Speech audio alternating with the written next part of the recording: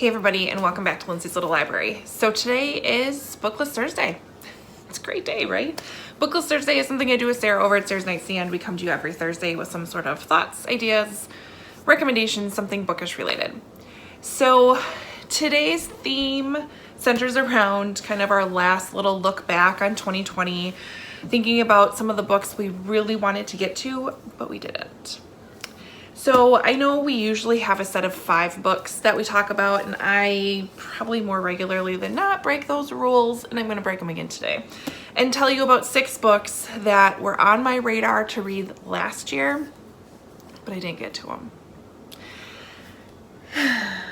It's okay, it's cool. But doing this actually has me even more excited about them, so I'm thinking I might put them down in a little special shelf just so that they're really a little bit more prominent, and that's kind of the shelf that I'll pull books off every month and set up my TBR. So I'm thinking I'm going to put them over there just so that I see them and hopefully pick them up sooner rather than later. So one downfall of having a color-coded bookshelf is like I lose sight of a lot of books. So I'm kind of contemplating whether or not I should go back. I don't know. It's a lot of work. Anyways, let's get started. First book I want to talk about is The Promise of Stardust by Priscilla Sibley. This one actually was gifted to me from a friend of mine, and I really wanted to pick it up right away and still haven't done it. So this follows Elle and Matt. It talks about they've had quite the love story. They met very young, they started dating very young, kind of stayed together, very, very devoted to each other couple, completely in love, making their way through life. The only thing that they were missing is starting a family, which they really, really, really deeply wanted. A very tragic accident occurs and Elle is in a coma and brain dead. And so just as Matt is deciding to kind of take her off of life support, it is discovered that Elle is pregnant.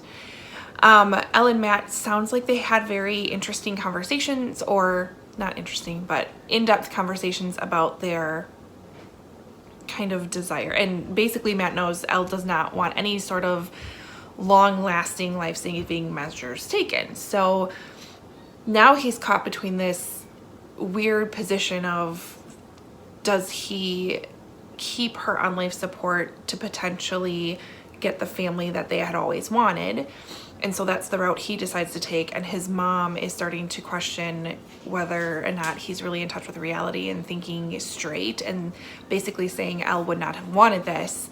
So it sounds like they goes into a bit of a legal battle, and we go from there, but sounds really interesting, and again, another book I really want to pick up sooner than later. Another book that I really wanted to pick up last year, and we really should have, this was given to us through a book club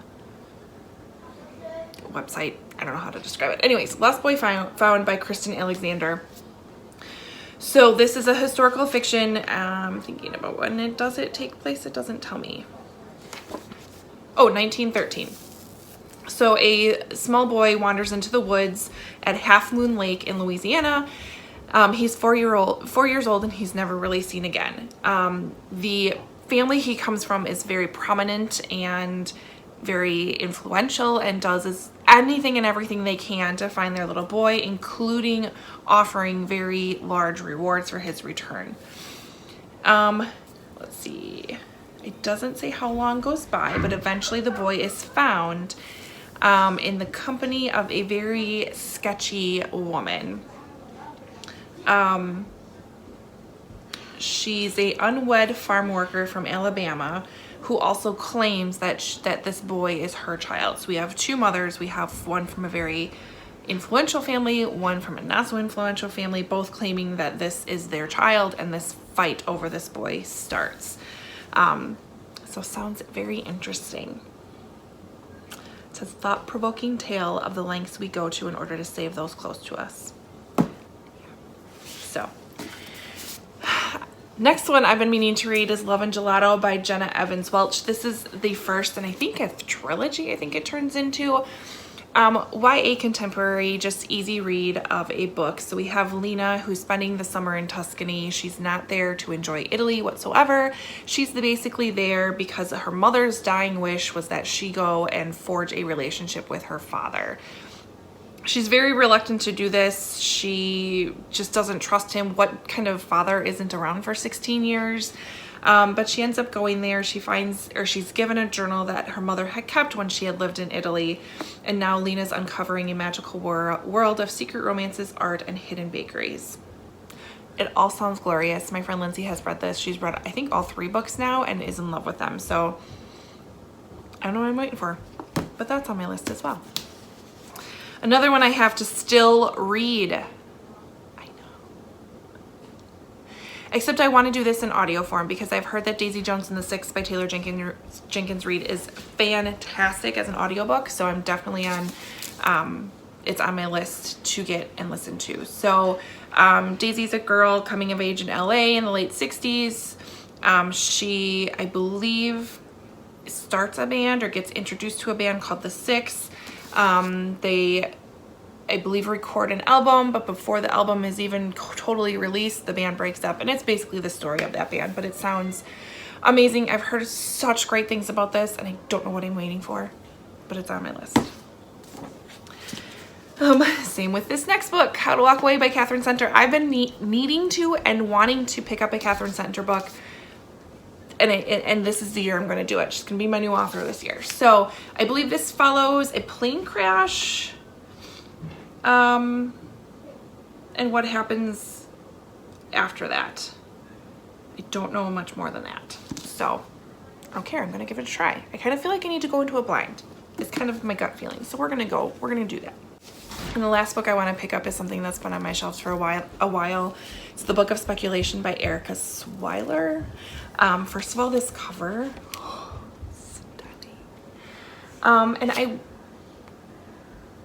I'm really intrigued by this whole premise. And so this follows Simon Watson, a young librarian living alone in a house on the Long Island Sound, and his parents are long gone. His mother was a circus mermaid who made her living by holding her breath, and she drowned in the very waters where he lives, basically. One day this book arrives on his doorstep, this Book of Speculation, and it is a log or a travel log or a journal of some sorts from the 1700s from a carnival who is reporting some very strange things happening as they travel.